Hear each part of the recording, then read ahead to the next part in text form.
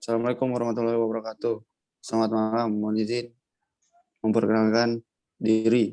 Nama Taruna Muda Syarintri Najih. Notar 2002354. Kelas 1 MTJ 1.8. Bersama dua rekan saya akan memaparkan analisis investasi properti.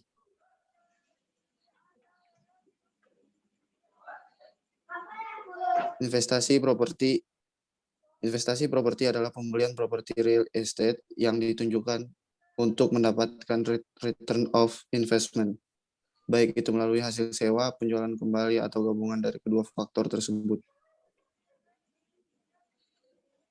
Alasan pengambilan keputusan investasi properti. 1. Harga semakin naik.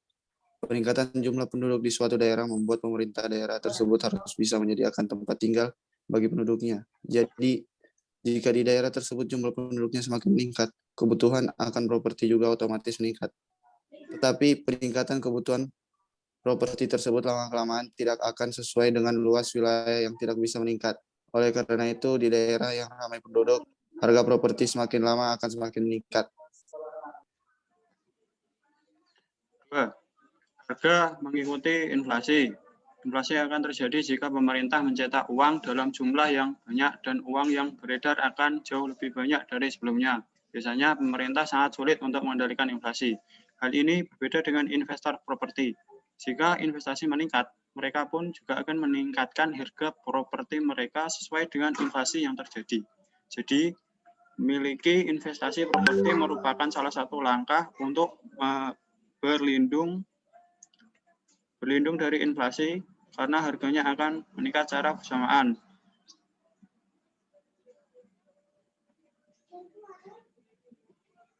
Tiga, arus kas bebas. Selain untuk tempat tinggal pribadi, keuntungan memiliki investasi di bidang properti adalah bisa disewakan. Jadi pemilik dapat mengambil keuntungan dari asas arus kas tersebut. Keuntungan arus kas investasi properti didapat dari biaya tahunan, kontrak rumah, atau bisa juga per bulan, tergantung dengan perjanjian. Yang keempat yaitu nilai ditentukan oleh pemilik. Keuntungan lainnya adalah kontrol dari nilai properti tersebut dipegang sepenuhnya oleh pemilik. Contohnya, jika Anda menjual emas atau valuta asing, nilai dari investasi tersebut biasanya diatur oleh pergerakan harga saham. Sedangkan properti, pemilik bebas mengendalikan harga sewa ataupun harga jual tanpa ada yang mengatur. Yang kelima yaitu nilai aset dapat ditingkatkan. Investasi di bidang properti juga lebih fleksibel. Artinya, jika nilai aset dapat ditingkatkan sesuai dengan keinginan pemilik dengan cara merenovasi aset Anda, seperti memperbesar halaman, membuat kolam renang, menambah ruangan atau lantai, dan lain sebagainya.